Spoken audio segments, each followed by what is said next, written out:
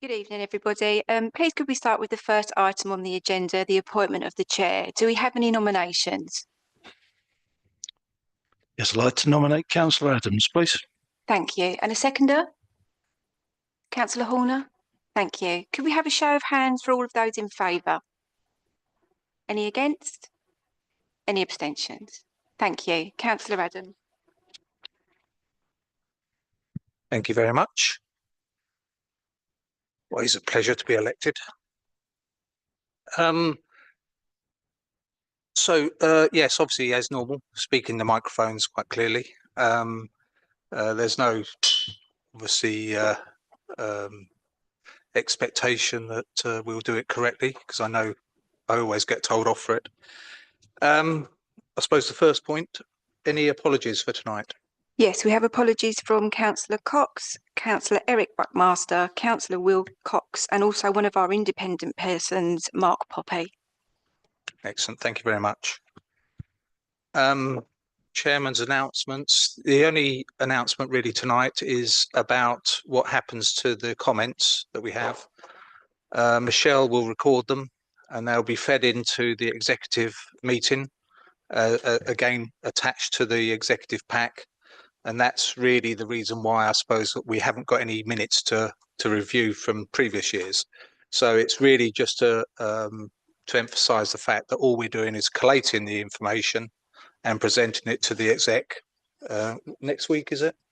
Or the week after? What date's exec? Week after, yeah. Okay. Declarations of interest for tonight. Is there any declarations of interest around the agenda items? I'm assuming not. No, thank you very much. So we had the first item, the draft budget for 26-27 and the medium-term financial plan for 26-31. Carl, is this you? Thank you. Thank you, Chair.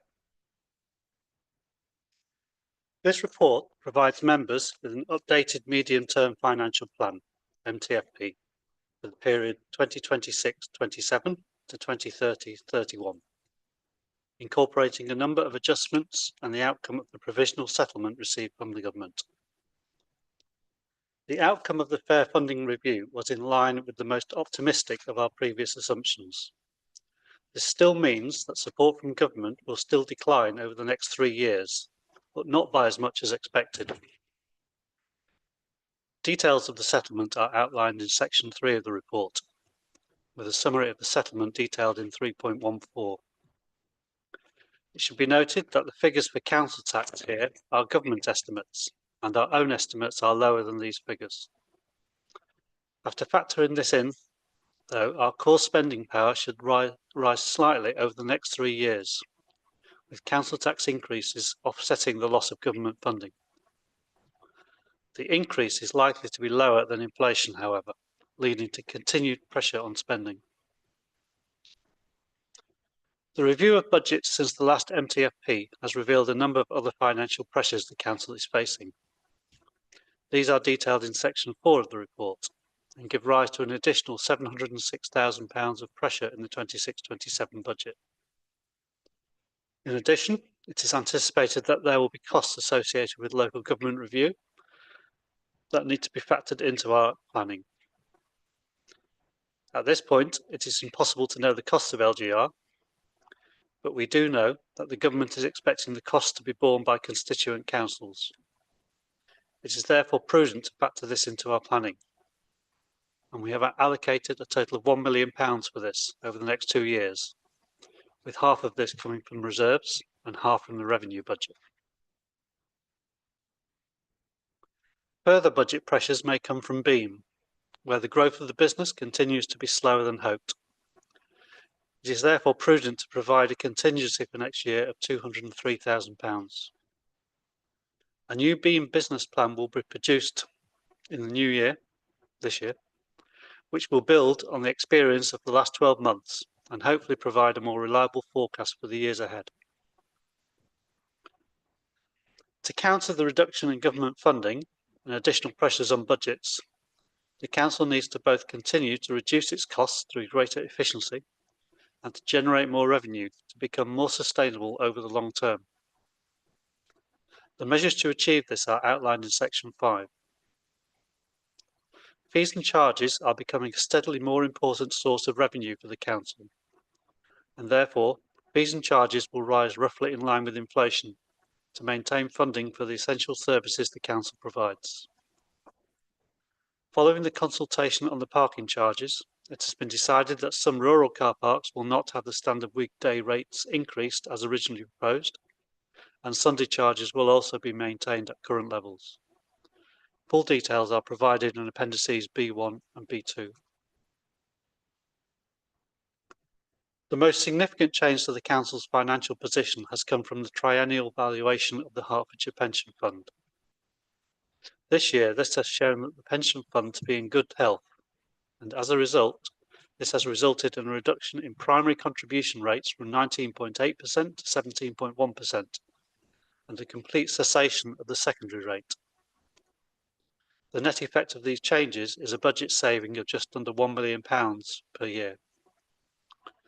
This is very welcome news and has enabled a balanced budget to be set.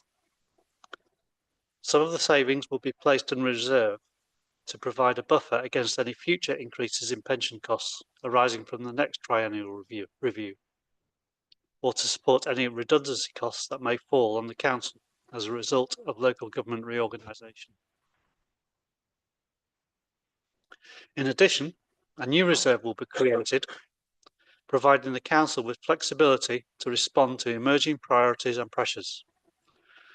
The reserve will be available for executive drawdown as and when proposals are brought forward and agreed in line with the council's priorities. A detailed review of the council's earmarked reserves has been completed to ensure that resources are aligned with strategic priorities and financial resilience. Details of this review are provided in 6 to 6.5 of the report and in Appendix C.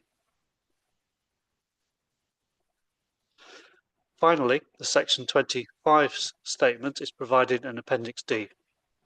This is a statutory report that accompanies the annual budget for East Herts Council. It provides members with an independent assessment of the robustness of the council's budget estimates and the adequacy of its reserves, ensuring that financial decisions are made with a clear understanding of the risks, assumptions, and the council's overall financial resilience. In summary, the CFO concludes that the 26-27 budget is both realistic and sustainable, with reserves considered adequate to manage foreseeable risks and support the council's medium-term strategy. The recommendation on page 7 is that members examine and comment on the draft budget 26-27 and medium-term financial plan 2026-2031 contained within the reports. Thank you. Thank you very much, Carl. Questions and comments around the floor? Chris?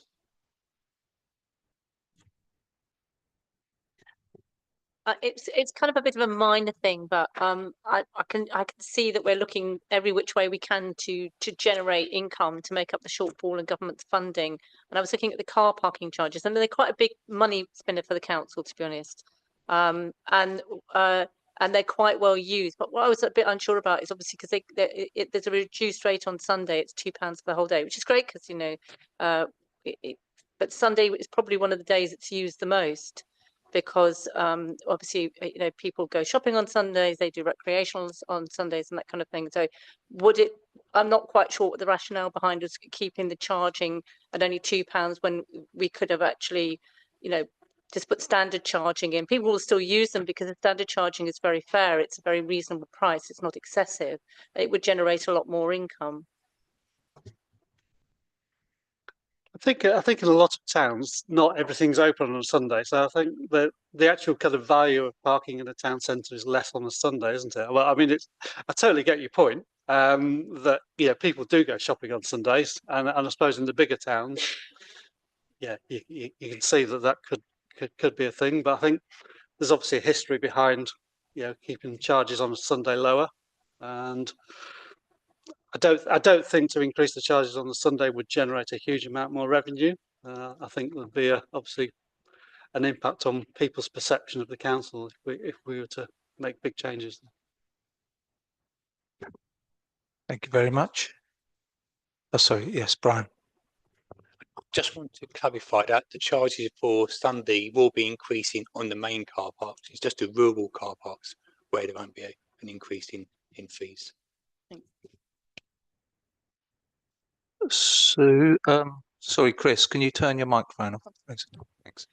Just relation to car parks again, I've had quite a lot of kickback locally about the car park increases, and the figure of 277,000 increased income.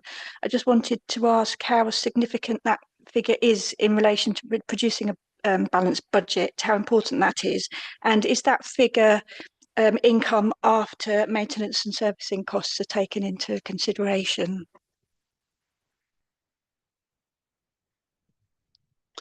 So the 277,000 is the increase in revenue. Obviously service and maintenance is obviously part of the cost that council pay, and they will have increased obviously year on year because of inflation. But I don't think there's a link between that 277,000 and the maintenance costs. I'm trying to think what was the other part of the question? The significance of that amount in Oh yeah, in yeah. the So balanced budget. yeah, it's hugely significant. I mean, I'm just trying to think what the council tax increase would equate to. It'd probably equate to something similar to the amount of council tax we raised from the increase in council tax. So it's. I mean, obviously we're looking at about a balanced budget. If we didn't have that 277,000, we'd have to find it from somewhere else. And that would be quite difficult. This year, we obviously had a bit of a windfall from the pension, but I think what we have to look at the longer term, and because government funding, and we know it because we've had the 3-year settlement, we know government funding is dropping down. If we were to say not increase council tax or not increase fees and charges, then it would leave us in a position where in years to come we need to catch up. Now, obviously, with council tax, you can't catch up because the government sets a limit. But it's the same with the car park. If we didn't increase it this year, we'd fall behind, and then we'd just have to increase it by even more in future years. So it's better to just increase with inflation. It's future proofing as well as current cost. Yeah, thank you. Yeah. Thank you very much. Any more questions or comments, John? And the tone. Thank you. I noticed that in Appendix C, local government reorganisation says 500,000 for the year 26-27. I think in your text around 4.3.4, you indicate that it would be a total of 1 million, but it would be 2 lots of 250, I think, spread over 2 years. So I was just wondering why it was all being accounted for in 26-27 rather than 26-27 and 27-28. So you say Appendix C. Yeah. I'm just looking for it now. Projected balances on reserves. So this is on the reserve. So the amount we put into that cyber local government comes from 2 sources. Half is from reserves, which should be 250 in each year. I can't see it on that page at the moment. It says 500 in 26-27. Oh, it does, doesn't it? Rather than spread over 2 separate years. I think from the point of view of reserves, it doesn't really matter because it's obviously not meant to balance in a year. So actually as long as we're having 500 from reserves, we don't need to spread it between the 2 years. Although in practice, it probably will come out in a staged amount. But yeah, so 500 from reserves, then 250 from the revenue budget in each of the next 2 years. Yeah. We'll correct that and make it 250 just for clarity. The other bigger question is £1 million enough? That's a very good question. I don't think anyone knows the answer to that. We did have an executive meeting. It was probably about a year ago now, where there was an estimate. I can't remember who provided the estimate of what local government reform would cost, and I think the estimate for Hertfordshire was something like 50 million. And if you break that down into what each council would have to pay from that, for pro rata to their income, then I think we're kind of looking at more than 1 million. But I think the issue with that, I think this figure has been agreed between all the councils together as a collective, and I guess that's kind of what's been agreed so far. It is likely to be more than that, I think. But again, I'm no expert. I didn't write the report that said it'd be 50 million altogether. If it is 50 million altogether, I think we're looking at probably more like 2 to 3 million. But yeah, it'll come out in the wash. I don't know whether Brian wants to add something. I think the big issue is whether it's a 2, 3 or 4 unitary proposal that comes out of government. Obviously that will then determine how much costs we'll need to fund that, because obviously depending on the scenario, it all depends on the cost. And obviously, if you look at the business plan that went up to government, it gave different scenarios of costs associated with implementing a 2, 3 and 4. Well, I was going to go to Terry first, actually. Terry? Thank you, Chair. I'd just like to point out the case for Buntingford, because we've obviously had a bit of a special case up until these increases. And I would just want to point out that we are still the Hertfordshire's smallest town. We haven't got a station. The high street is flagging in Buntingford, and it couldn't have come at a worse time. I know this hasn't been brought up before by me, but I know we've lost one business since the charges have been announced, and possibly a second is coming. So the high street needs generating. We've only got one major car park, and that special relationship, I think, should continue, and I think you need to reconsider that in your figures. Thank you. So I think you're obviously right about High Street struggling. I think all high streets are struggling. I don't think that's unique to Buntingford. I think that's the same. It's the same in a lot of places. A lot of the reasons they're struggling are factors that are not to do with the 10p increase or whatever it is on the car park charges. There's obviously issues business rates at the moment, which obviously has been well publicised, where businesses are having to pay a lot more business rates. You've obviously got the rise of online shopping, which is just continuing to harm local businesses. So yeah, I totally appreciate the fact that businesses are struggling. I think there's still a need for the council to raise revenue from car parking. The decision to change the charging tariff structure in Buntingford was actually part of the parking strategy last year. So that's really just been implemented this year, but was actually decided last year. So, but yeah, I think it's all about trying to have fairness between the different towns, so that there is, kind of an equal regime in towns of equal size. So I think Buntingford was more aligned with Sawbridgeworth, but I think the charges are still a lot less than they are in Hertford, Bishop Stortford and Ware. So it is still a special case. Yeah, following the consultation, there had been a plan to increase the charges by inflation, and we dropped that. We kept them back without the increase. So we did make an exception for Buntingford and prevented that increase from happening. Fair enough. Can I come back? Is that? Yes, certainly. Okay, just to reiterate what Sue said, Councillor Nichols, there has been a significant kickback. It's a very unpopular decision to put the charges up, but I do understand where finance has got to come from. So yeah, thanks. Thank you very much. Bob? Yeah, thank you very much indeed. Coming back to LGR, my group at least thinks LGR is just ridiculous, complete waste of time, rubbish. And one of the reasons for that is the expense. And of course, we would say, maybe everybody in this room would say, that it's one thing for the government to foist this upon us, not having been in the manifesto. It's another thing again to tell us that we have to pay for it. So I was just wondering if you could give us some indication of the items of expenditure that will be covered by the million that you're setting aside for LGR costs. What might those costs be that we will have to expend? I'll start by answering that, but then I think Brian will probably come in because Brian will probably have a lot more to say on this. First of all, I totally agree with you about LGR. It's going to cost an awful lot of money. The benefits are going to be probably small and probably take many years to achieve. And while it's going on, I can imagine there's going to be quite a significant adverse effect on council services because officers are going to be working on merging councils and breaking apart services from a council rather than doing the job that they should be doing. So, yeah, I'm totally with you on that.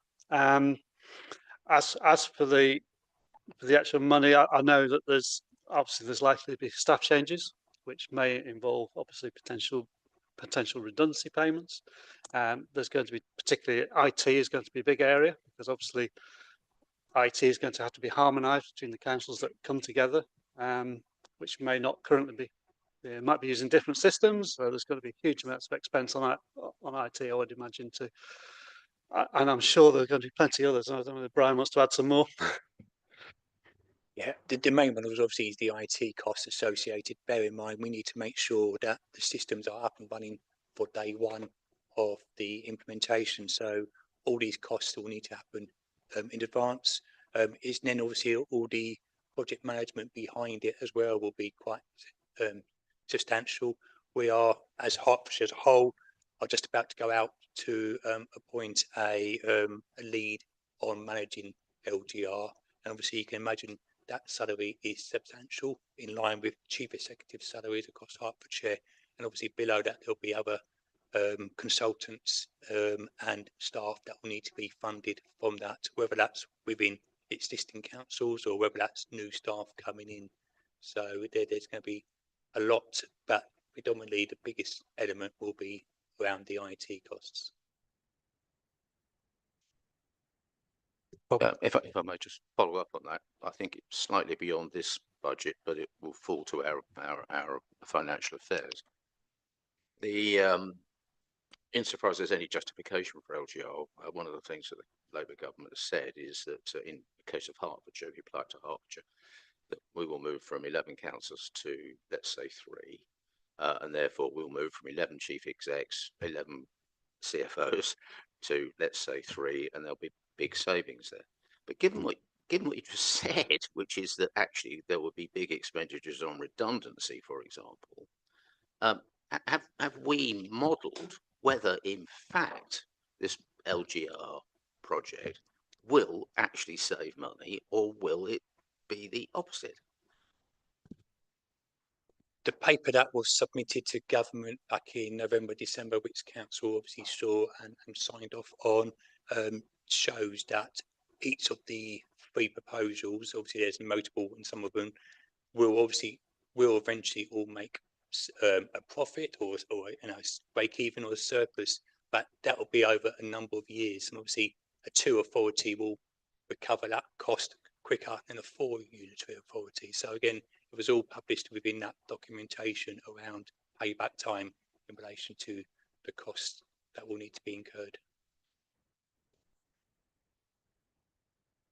You're testing my knowledge now. I think for a 2 unitary it was around 3 to 4 years, and I think for a 4 unitary it might be more around 6 years. But again, I might be a little bit out. But is that kind of broad area? Thank you very much. Sue? Just around the extra enormous costs of LGR and also the instability in global events affecting volatility of markets and interest rates. So how big a concern is those 2 big things affect on how council operates? So in terms of like the services that we're able to give while it's going through, I think the burden of all those extra uncertainties and extra costs. I think it's got to be enormous, and we don't really know. And obviously at this stage, a lot depends on how well the implementation goes. And it's interesting that when we had the debate on LGR a couple of months ago, I did a little bit of research about other councils that have gone from district councils to unitaries, and there's a very mixed picture.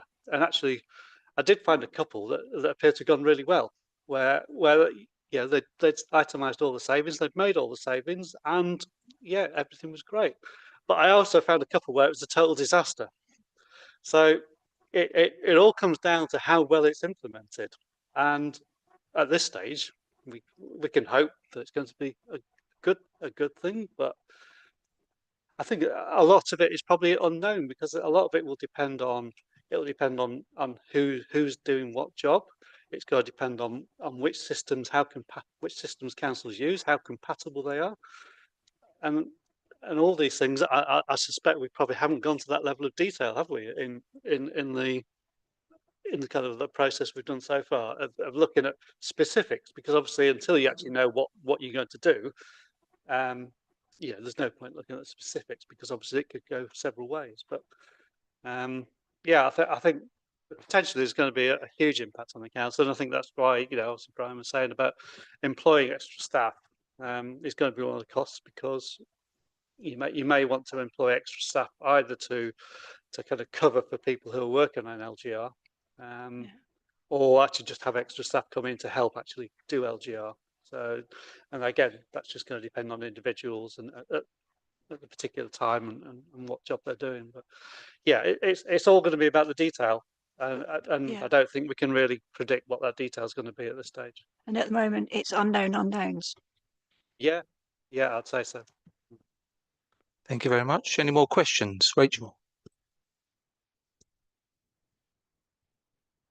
Thank you, and thanks very much for that very sort of clear introduction as well to the overall and to the officers for putting together this paper, because it's quite a complex subject in an uncertain world, and I think all of those uncertainties and probabilities are very well laid out. I just wanted to ask about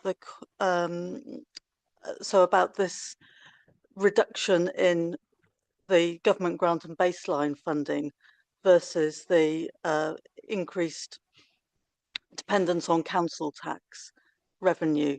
So, I mean, it is obviously disappointing to see that a reduction in government grant and baseline funding, particularly if we're moving into a more devolved sort of a form of local government.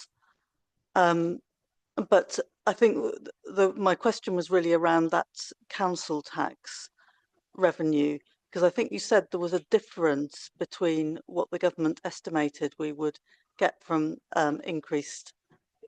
from council tax over the next few years, and then and what we predict, and how does that, why are their figures different, and what do we think it really is? Well, we know what it really is. It's what our figures say it is. But the government, I think obviously the government have a method of estimating, and I'm not sure what their method of estimating is, but obviously it leads them to a conclusion which is incorrect. So, but that's what they use to actually then determine what your funding is, because what they want to see is that the council's core spending power is increasing, albeit not by enough to cover inflation. I think I can't remember the exact numbers here, but it's something like 5% or something over the next kind of three years. But actually, inflation is likely to be much higher than that. So basically, the government is offering us less than inflation in core spending power. But of course, because council tax is going to rise at 3% a year, then what that allows them to do is reduce their grant and basically expects the council tax to cover the shortfall in the government grant. So, but yeah, I'm not sure why their figures are different to ours, and I don't know whether Brian can add anything on that. They obviously use averages as part of their calculation in relation to the tax base, which is how many bandees. We will have a more specific figure where they will have a figure based off the form that we need to complete around October each year, called the CTR1 form. But obviously from that position, we take it a step further and we make it more specifically for our authority based on our CTS scheme that we would then take up to members. So again, our information is more up to date than what they use, which is based on October figures. We use more December, January figures, which have an impact on the tax base. but they also use an average for council tax where we use a specific number. Thank you. And we've adjusted for that in the budget. Yeah, so we're using our figures in the budget, but yeah, it's just the fact that obviously the government comes up with this number to kind of work out what it thinks it should give you, to keep your core spending power increasing, and by using the incorrect numbers, it means that we get a little bit shortchanged. But it's not a huge amount of money. I think it probably works out about £100,000 a year or something less than probably we ought to have got. So. Having said that, 277,000 was a huge amount of money. So 100,000 is quite a lot of money, isn't it? And actually, if I found it in the street, I'd be quite happy. Thank you. We have Nick and David, and then now. Thanks. Yeah, I had a question about risk as well, if I may. The plan has set out. We talked quite a bit about risk and the fact that the economic climate and the uncertainty around that, and inflation, local government reorganisation, etc. And that numbers are built in. I wondered whether there's any risk that might arise from the fact that the council's accounts are currently disclaimed by the auditors, which means we have no certainty over those historic numbers. So as the auditors do their work and they get through to a clean set of numbers, whether there's any risk that something might come up that will impact the assumptions we've made. Maybe additional liabilities that haven't been recognised, or debt that needs to be written off, or assets that are sort of valued incorrectly. So really, that's the question. It might be a very easy answer, but I think so. The question is whether there's any risk around that. The fact we have disclaimed accounts. I might let Brian answer that as well in a minute. But I think yes, I mean obviously potentially there's something in there that an auditor will say, but obviously we do a full set of accounts. Our staff are qualified, so we will hopefully not find anything significant in there.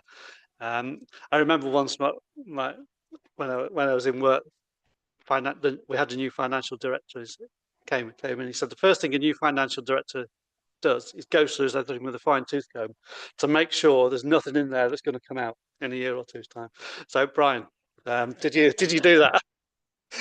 So simple answer is yes, there is risk, and obviously we try to manage that as much as possible. Generally speaking, when auditors inspect accounts, the biggest area where they find miscalculation is around the valuations of assets, which has no impact on the authority's day-to-day going live or being going concern as an organisation, because obviously it's not real money, it's just book value.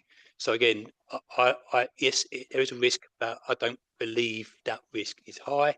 We do have reserves, and again, one of the reasons why I wouldn't be comfortable in spending those reserves is obviously, like you said, is to protect us against any unknown potential risks that will be coming along. So we will obviously in 25-26 accounts, they will be more thoroughly audited as part of the getting us back up to a clean bill of health for 28-29. Obviously during that year, we'll have a bit of understanding of whether there is anything that might come out, but I'm not expecting any major concerns there, apart from obviously if there's any issues around valuations, which is a common theme within audits. David. Thank you. I was reluctant to get involved in the debate about LGR because I'm not sure that's what we're here for tonight. But just to reflect on some of the discussion that we've had so far, people listening might think that this is some kind of wild leap in the dark, an unplanned activity that's never been tried in the UK. In fact, the Institute of Government has confirmed that there are 132 existing unitary authorities in the UK, which cover about 71% of the population of England, and all of the authorities in Wales, Scotland and Northern Ireland are unitary. So this is more a tidying up exercise than some radical experiment that has never been done before. And by the way, most of those unitary authorities were created under the Margaret Thatcher governments in the 1980s. So I think it's worth reflecting on that when we talk about LGR. But my question, not related to LGR at all, you'll be pleased to hear, it's about the executive drawdown that fund that you're creating in paragraph 519, £250,000. Have you given any thought to how that will work? How you'll make sure that you don't spend it all at once, that it's spent fairly across the district, etc. Firstly, just going back on LGR, obviously we don't want to make it about LGR, but I think perhaps the difference in the past is that perhaps councils have been better funded than they are now. So I think one of the problems we have perhaps as a council with LGR is the fact that no councils now have any money spare. So actually imposing LGR at this point in time when there's no money to do it makes it more challenging than perhaps it was in the past. But moving on from that, we have started having initial discussions about the executive drawdown. Very initial discussions, and obviously that will develop over time. And it'd be interesting if members have got other suggestions they want to put forward to consider. We'd be happy to listen to those. Yes, obviously we'll always aim to kind of make it fair. But obviously I can't really comment too much at the moment because we've not made any decisions on it at all. So it's just at the point of okay, how are we going to do this? How are we going to work it? So it's a bit early in the process. So obviously it really only came up less than a month ago, really, as being an option once we got the figures from the pension valuation and the fair funding settlement. So it's still in its early days. But yeah, I mean, obviously we will intend to make it as fair as possible. Thank you very much, Naam. Please. Thanks, Chair. And yeah, thank you, Carl and Brian, for the work putting this together. When I was reading through it, I mean, really, I got a sense of deja vu. We've done this, every year now, and we, talk about the details of the car park charges and here and there. But the big picture, I think, for the budget here is local government finances are very tight, and we knew that.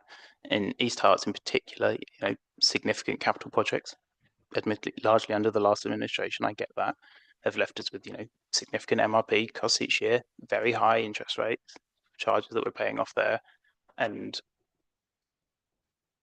that a lot of that is things that we in these Herts have some control over, and has, I think, left you kind of having to scrape around trying to at least inflation rises where we can, significant sales of assets to try and reduce those interest charges. And in the case of Beam, it has not brought us the money that we were hoping for, and the business plans that others here and you suggested that it would.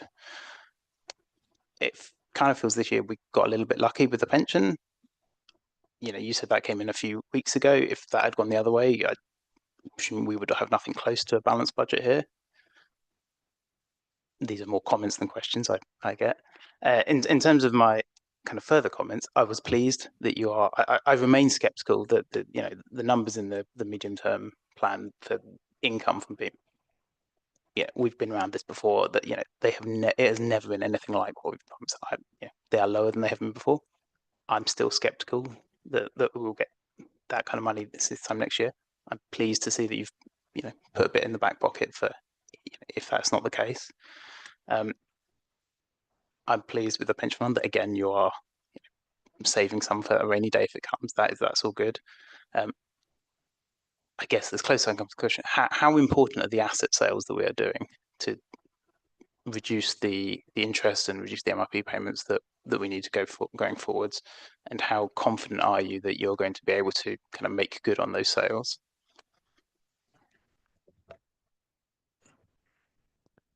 They are very important. I think obviously if it wasn't for the asset sales, then there would be a shortfall in the budget for obviously a number of years. So they've contributed to enabling us to set the balanced budget. I think in total, and I can't remember the exact numbers here, I think we're trying to sell something like 15 million of assets, was it, in total? So, obviously that, very roughly, is going to save like £1 to £1.5 million a year in interest and MRP at least. So it's obviously a big number. So they are important. I'm reasonably confident that they all are going to happen. I think perhaps the more challenging question is when they're going to happen. Because you can always be sure, that you will be able to. Well, so hopefully we can ensure you're going to sell something, but it's the timing of it. And I think that's what we learned from previous years, is that sometimes property sales have taken a lot longer than anticipated. And I think some of the big ones, Limekiln Close, which is obviously quite a significant amount of money, is going through right now, and that should be completed this financial year. We've also got we've started some property sales from Millstream, so some of those have happened already. We've sold a number of pieces of land at auction. Perhaps the big unknown still is Old River Lane, is exactly when that's going to happen, and that counts to quite a significant amount, because it's both the Old River Lane land from the developer, but also the Waitrose car park. So there's two asset sales that are tied up with that, and that obviously it takes a while to go through, and obviously there's a process there which is likely to go on for some time this year. And exactly when it completes, I'm not sure, but I think Brian's done some estimates with some of the asset sales, and he's kind of like taking a bit of a discount off it to allow for the fact they may not happen immediately. But I can't believe that Old River Lane won't happen at some point. Just that, exactly predicting the date at this point is difficult. But I'm hopeful that it will be in 26, 27. I think once that's done, then with Limekiln Close, that's the bulk of the asset sales, and then obviously that's going to make a big impact going forward in the medium-term financial plan.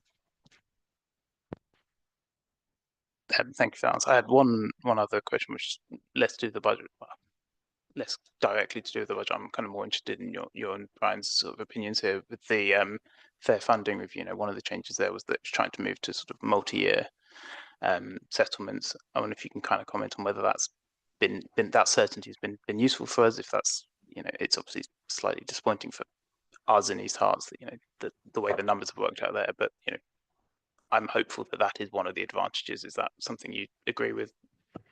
Yeah, totally. I think being able to plan, particularly with local government reform around the corner, actually having that certainty for the next 2 years is really important. So yeah, I think that is one of the big benefits of the fair funding review. And obviously, as you say, it's not great in terms of the amount of money, because we're getting less money each year, but at least we know what we're getting. And actually, with what's happened in terms of like the asset sales and the pension fund and the other things that we've done, we can now see that actually there are no financial, I won't say there are no financial challenges, but we don't feel, a couple of years ago we're looking at the future and thinking, goodness me, what's going to happen? How are we going to do this? And actually now we're not feeling that, because we've got certainty, and obviously the measures we've made or measures we've taken have enabled us to see the future and see that we can set a balanced budget for the next 2 or 3 years, and unless there's some unknown, I was listening to the question there, and actually I realised that because there are risks still, but the risks are probably external. Obviously we only have to think back to kind of 5 years ago. You had COVID, then you had the kind of war in Ukraine, and those things like that potentially could have a big impact. But obviously we can't do anything about those. We just have to have the resilience to be able to deal with them if they happen. But as long as things carry on as normal, we'll be fine. Do you think we are more resilient to those unknown unknowns than we were 2 or 3 years ago? Yes, definitely. Thank you. Chris, I do apologise. Hold on. It's actually Jeffrey first, I realise. Sorry for that, Jeffrey. Thank you, Chairman. 2 points to make, if I may. The first actually triggered by the comment made by Councillor Jacobs regarding the £250,000 per year surplus, which is intended to be transferred into a new reserve. And I believe Councillor Britton, in his response, did say that this was a sort of fairly early stages in the concept, and was perhaps would welcome any other thoughts. So it immediately thought we did in days gone by have what we called a priority spend reserve, which was funded or partly funded by New Homes Bonus, which was money set aside for the members to decide how it should be used. So just as an alternative to it be down for an executive drawdown, I wonder whether it should be for the membership collectively to decide how it should be used. So that was the first point. The second, which I originally put my hand up, was just in regarding to service efficiencies. Clearly, that's always something we focus on in trying to set budgets every year, ensure that we operate as efficiently as possible. There's a couple of references in the paper to service efficiency reviews. Under 5.1, described as savings through partnership working. And then separately under 514, £14,000 identified through a minor restructure. So I just wondered, are these two separate things, two separate areas of efficiency reviews, or is it the same thing but described differently? Thank you. So just go back to the reserve thing. I think obviously at the moment we are still open to suggestions. Nothing set in stone yet. You talked about the priority members reserve. I can't remember the exact words you used. Priority spend reserve. That's right. And obviously that new homes bonus money is still in reserves, but it's interesting you mentioned that, because when we I think it's in the paper here. There's a summary of the reserves compared to other authorities, and we do still have that reserve, or we have new homes bonus reserve. But our reserves as an authority are below average. So I don't know whether that actually ever got spent, or whether it just got absorbed into the new homes bonus reserve. But so certainly open to ideas still at the moment. In terms of the efficiencies, I don't know whether Brian can answer that one. Yeah, so in 5.1 is more of a generalized comment about breaking it down into 4 areas, which is obviously income generation, fees and charges, service efficiency, and in pension fund. So that service efficiency includes that £14,000 later down in 5 point. Was it 14? Did you say? But it does, it does link. If I can come back then, thank you for that. So just to be clear, are there other areas of efficiency review that are still intended to be undertaken to be able to generate some savings, or that have already been undertaken but not listed other than the 14,000, wrapped up somewhere else within the budget? Yes, we're constantly looking at opportunities where we can obviously work more closely with other councils, or where we can make more efficiencies in relation to technology. So that is obviously on the leadership team agenda. So, for example, we recently worked more closely with Botspawn with HR recruitment in purchasing a joint HR lead officer rather than having our own. So again, we saved some money there. We're obviously now looking at our options around the head of legal, the director of legal services. Obviously, he's obviously given his notice. Again, we're looking at options of how we can either work with other councils, or obviously, what is the best options in relation to the efficiencies with technology. We've obviously in the process of disbanding our transformation team, and obviously we're looking to reuse that money to support more efficiencies around technology and how we can implement that to make more efficiencies that way, because we've got to the stage where the transformation changes in terms of moving staff around and how they operate is obviously coming to the end. We're now looking at technology, AI, to see how we can improve efficiency and obviously potentially make savings going forward. Sorry, if I can just come back once more. So to be clear, are we saying that these are still come under the heading of ambitions as opposed to specific items which have been identified which will save us money in the forthcoming year? So we have the £14,000 from efficiency savings that we've built into this budget. That's what it relates to at the moment. But like I said, we are always looking at opportunities to how we can obviously work more closely with our partners and obviously other local authorities in order for us to find more savings going forward. Thank you very much, Chris. Sorry, I just to come back on the thing about the beam. Actually, I know that you did make reference to it right at the beginning, but I noticed that it is anticipated that beam will have ongoing losses. And I know we had a long conversation about this last year about their business plan, which wonderful, enthusiastic it was. It was somewhat unrealistic in the current climate, the amount of revenue they thought they were going to generate, because we're in an environment where the extras disappear. Because people's incomes are constrained for various reasons, and there's nothing in the picture economically to say that that's going to change very much in the near future. So, what provision is being made for ongoing losses for the beam? That in reality, that the business model for the beam probably was never that realistic, really. I think the forecasts are that that beam will become self-sufficient in a fairly short space of time. It's obviously it's gonna, I think it's going to suffer a loss this year, but the improvements are happening all the time. I think obviously we've brought in the new food offer. I think it started in October. We had stage 2 start in the spring.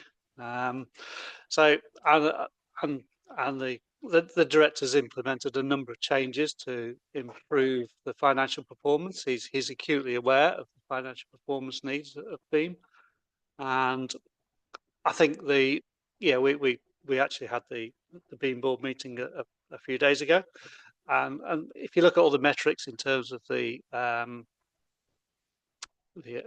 cinema and theatre attendances, they're going up. This year is the last few months, because obviously Beam opened in August, well, September effectively, for a full month, 2024. It's only really in the last few months we've been able to start doing year-on-year comparisons, and within those year-on-year comparisons, there's been improvements everywhere across Beam, and even looking at month-to-month comparisons, things are gradually getting better. So it's a steadily improving picture, and I think perhaps the only thing that I would say is that perhaps it hasn't improved at the rate that the director was hoping it would improve. And yeah, I totally take your point that there are challenges with people's disposable income, and I think one of the challenges that came up was that people are going to their show, to the theatre or the cinema, but they're not spending perhaps as much money on perhaps on food and drink as perhaps would have done in years gone by. So that perhaps affects the model in terms of how much can be made from the food and beverage side. But all the indications are is that improvements are continuing. We've got a new website which I'm hoping has come online now shortly. It was supposed to be January, so new website coming shortly, which I think will improve things as well. So there's lots of improvements happening, and the indications are that on a month-to-month basis things are getting better, but it will probably take a few more months before it's fully breaking even. But in the long term, it shouldn't make a loss.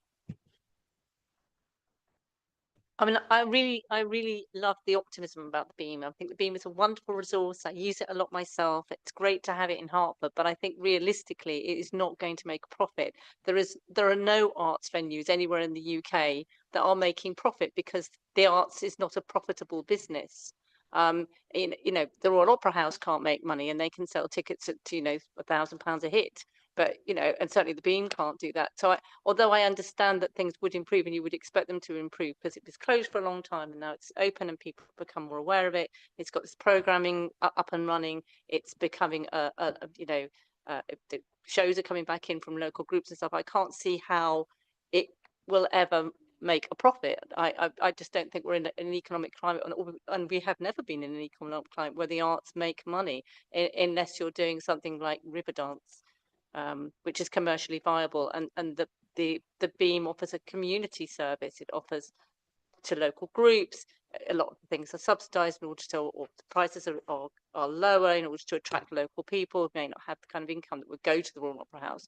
So I just don't know where the idea comes from that it'll make a profit because we change the food offer.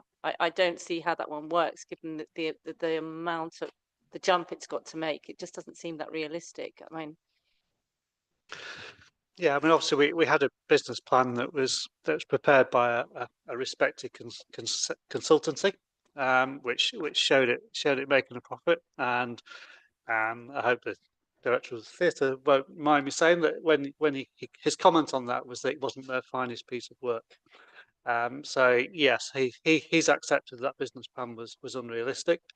He is currently working on a new business plan, which obviously we have to go through a full cycle in order to kind of understand the market, and we've now had that 1 year, and Steve's been in post just over a year now.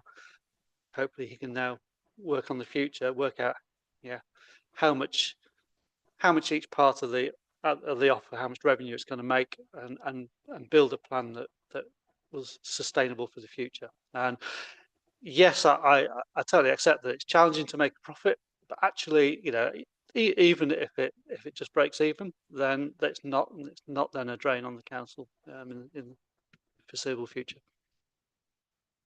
and what is the contingency plan if it doesn't? If we're not able to achieve that? We've put 200 and something thousand in a reserve, and I guess that will be the contingency.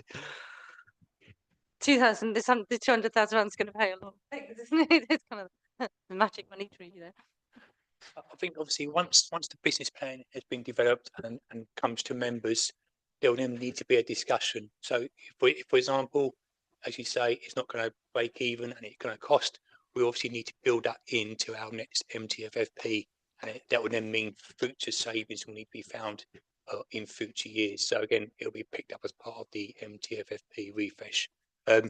It is being worked on at the moment, and we are hoping to have a version out at some point early in the new financial year for members to consider. And obviously, once that is known, we can then have that open discussion around, how we manage this going forward. Thank you. Naam?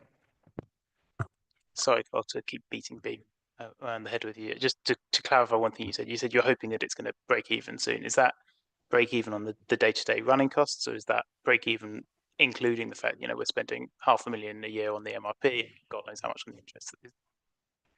Yeah, no, it's just on the break. It's just on the running costs. The finance costs are incorporated within the corporate budgets rather than the actual Beam budget.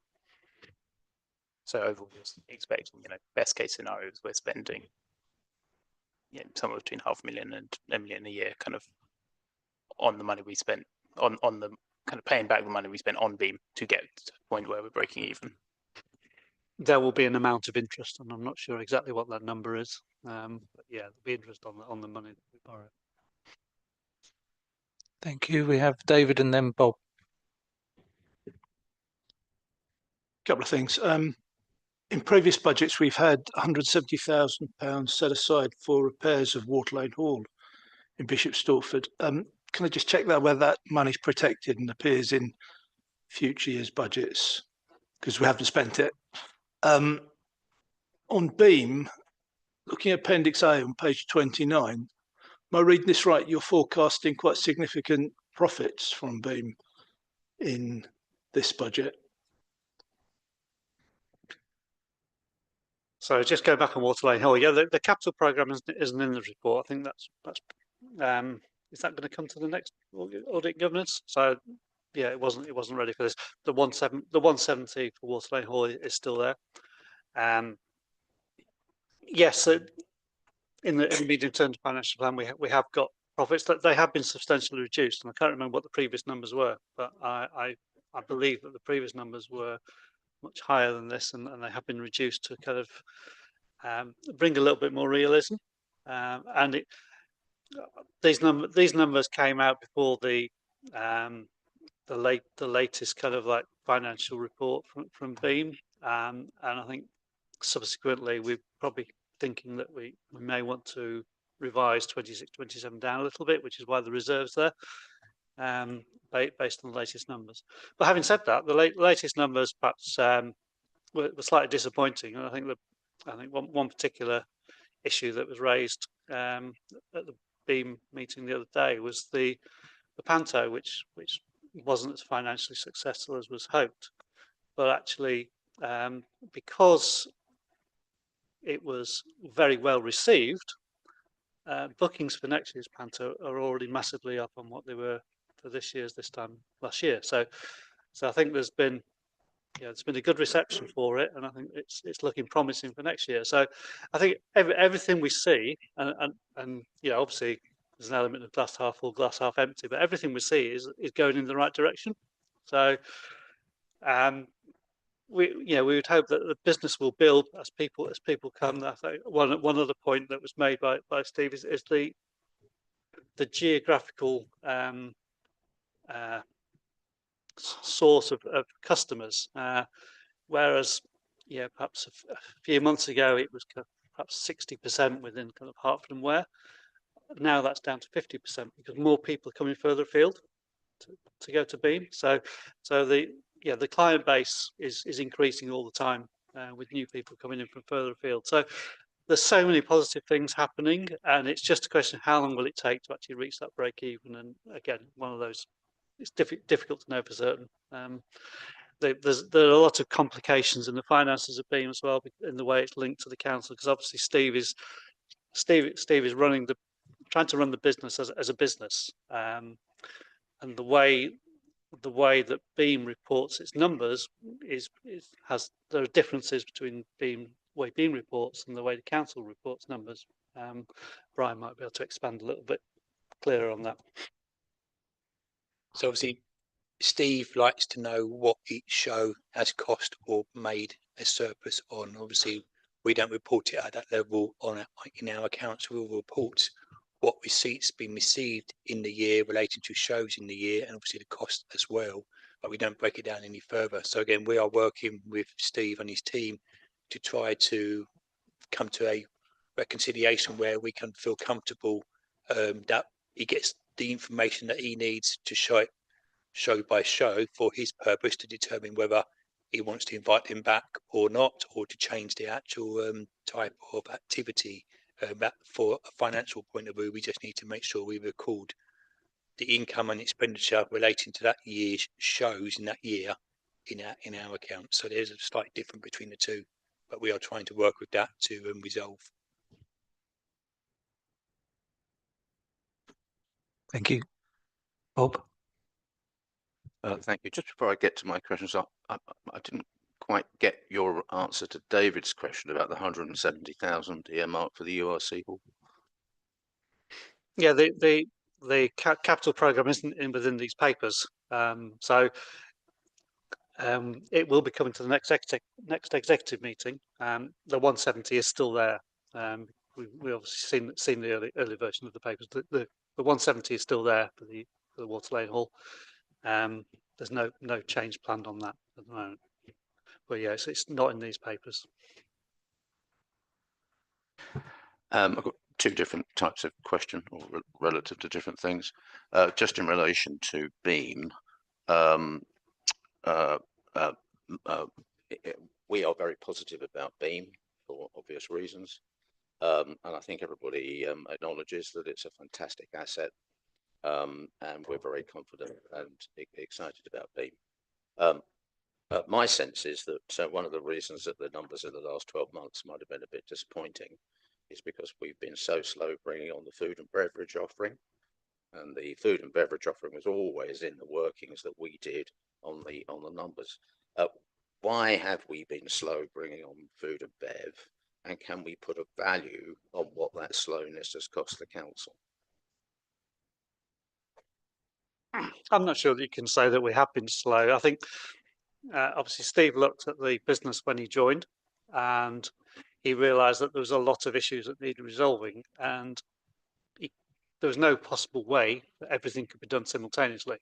So he had to prioritise, and his priority was obviously to deal with some of the other issues in the theatre, get those dealt with first before he went on to attack the food and beverage issue.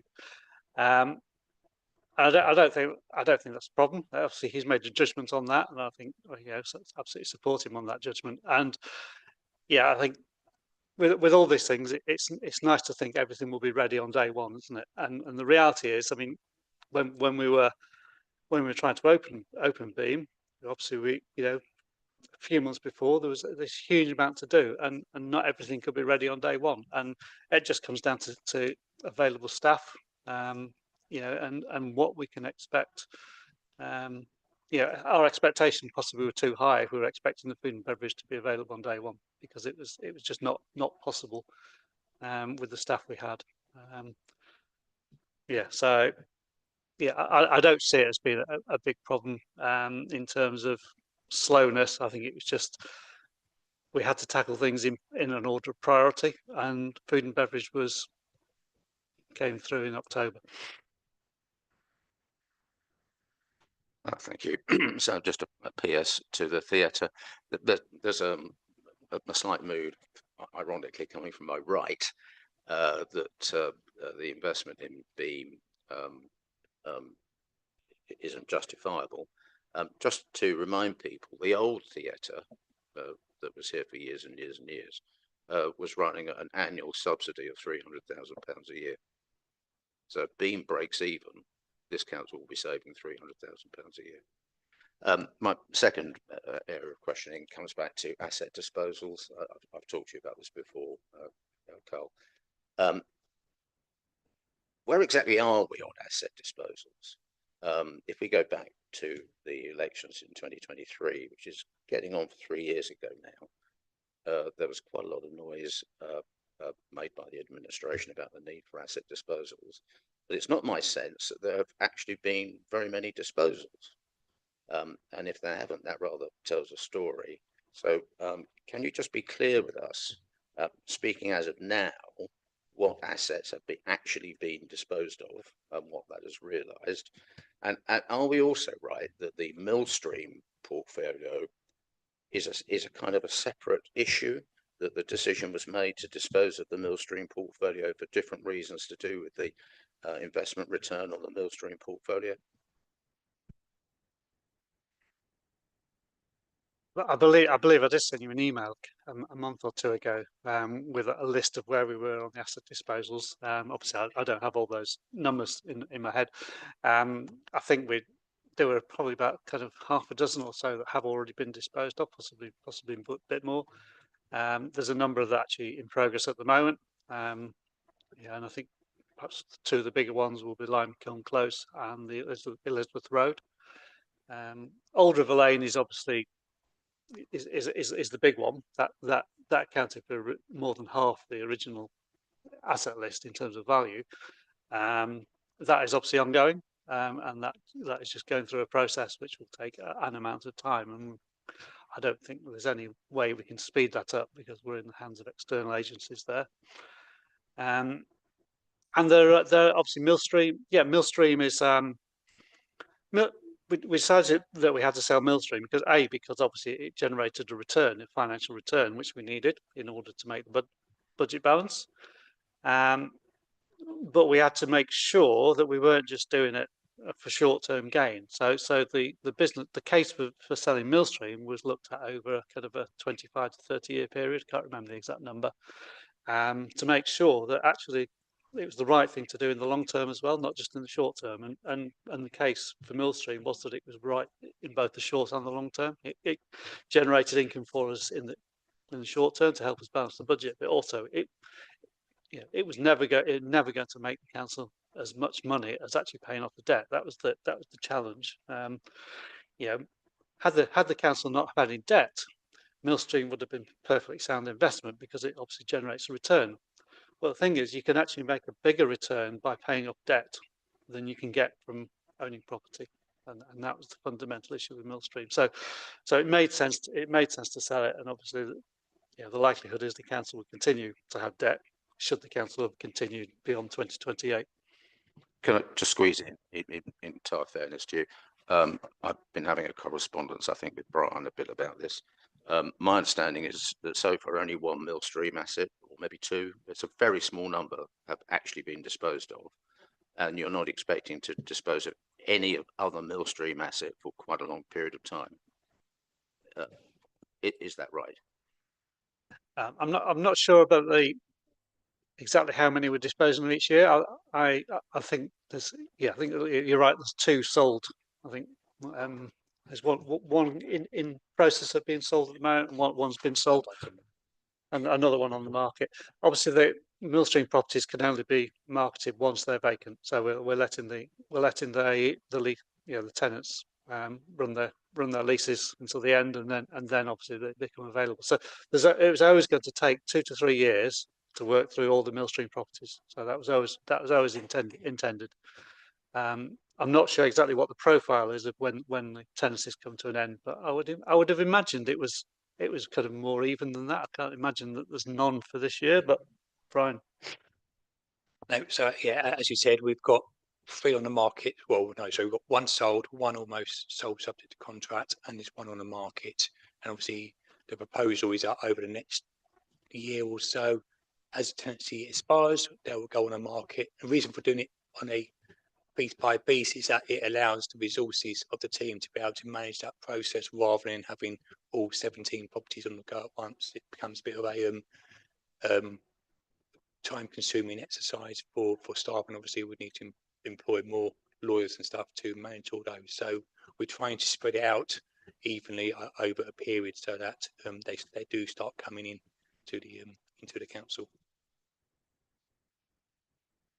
Thank you very much. Hopefully we're getting close to the end. But George? I just wanted a point of clarification. If the original Hertford Theatre was running, I think I had like a loss of £200,000 a year, and Beam, now having been regenerated, could possibly break even in retail terms, but the debt on it is about £500,000 per year, if I'm right. Is that a good deal? Is that a wise investment? But you're getting a lot more with Beam. So I think, in terms of financial, there's obviously potentially a financial cost there. It's probably important to point out, to be fair to Bob, that when the Beam investment was made, interest rates were kind of like 0.25%. Obviously, everybody had a lot more money in their pocket, so the financial case was very different then. So actually, I can totally understand it did make financial sense. Obviously, the circumstances in the world changed, which kind of slightly affected the economics. So yes, it's probably worse off, but that's only because of external factors. And I think you have to bear in mind that actually what we've now got in the district is a much better offer than we had before in the Hertford Theatre. Thank you. Do you want to say anything, Calvin? Yes, please, Chair. You just sort of brought us back to external risks, and I know under 3.9 that there is some uncertainty over the baseline funding level for next year, not for 26-27, but for 27-28, because of the non-domestic rates issue. So my question really is, to what extent do you see this being a risk for the medium-term financial plan going forward and the projections for 27-28? Are we likely to see a reduction in that baseline funding level because of this issue? So I think firstly it's important to point out, I think the settlement at the moment is still provisional. It's not confirmed yet, I don't believe. So yeah, I mean, potentially, yes, it could change. I'm hoping that the likely change would only be small if it was changed. But Brian, I don't know whether you've got more experience to bring to bear on that. Yeah, I'm not anticipating a major concern there for us. Obviously, we only account for 2.7 million of the business rate, so we collect about 57 million, and we only keep about 2.7 of that. So it's not a big amount for ourselves. Obviously, there will be an exercise carried out as part of when the NNDR3 is completed at the year end, and obviously that will then feed into our figures in future years. Obviously, the government in their settlement based it off on what they believe business rates will be, but until they get the NNDR1 form, which we'll get back to them this week by Friday, that will give them the information around what each authority will be collecting in business rates going forward. So we'll have a bit more understanding later in the year.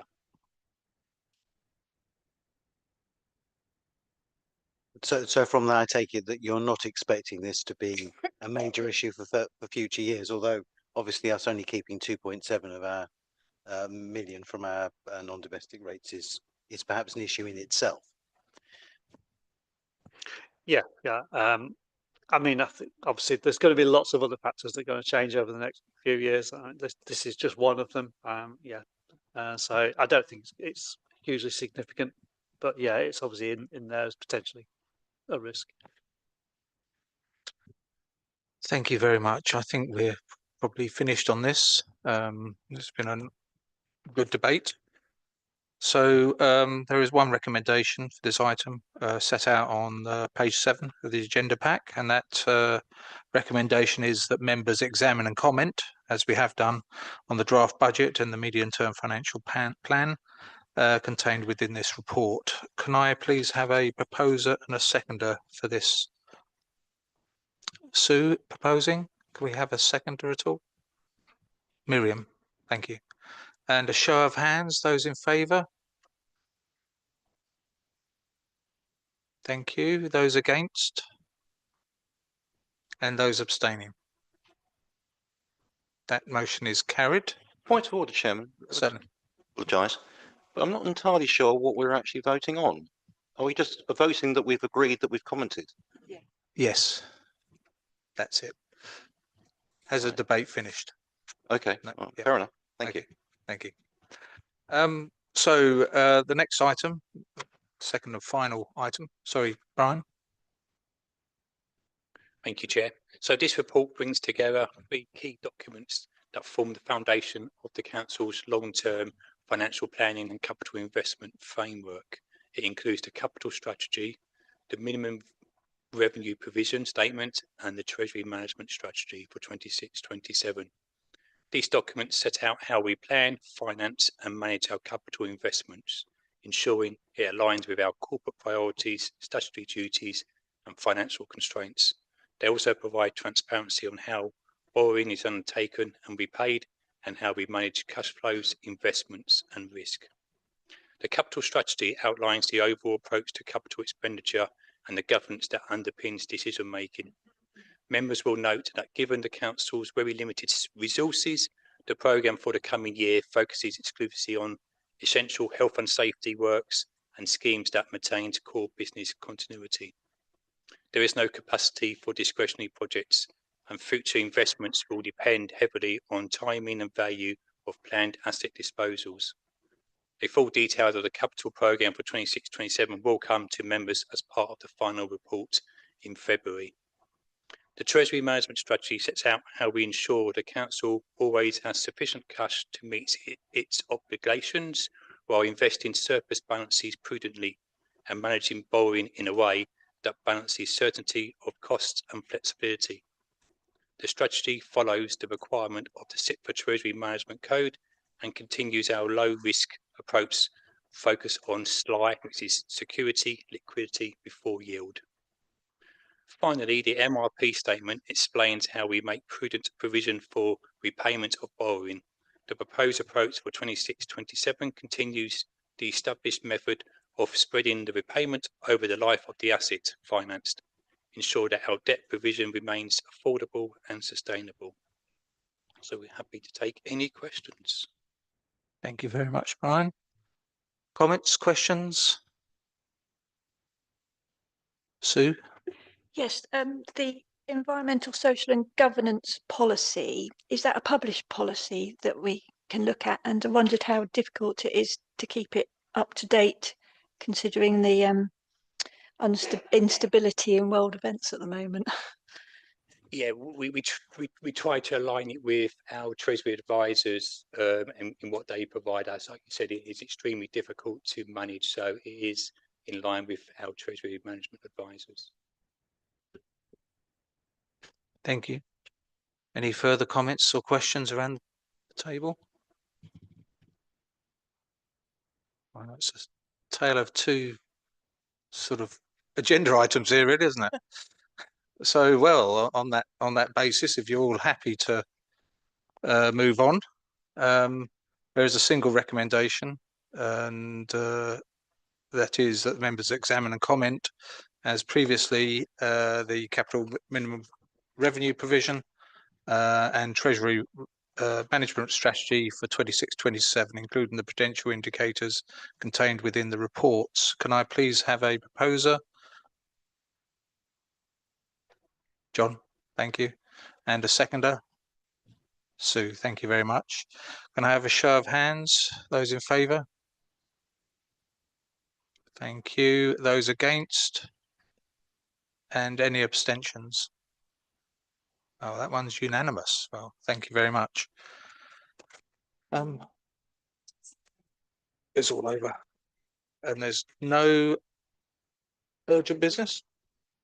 Well, got all that done in 5 minutes, that second part. So thank you very much for today. And it's a good debate, and we'll catch up this time next year. Good night. Close the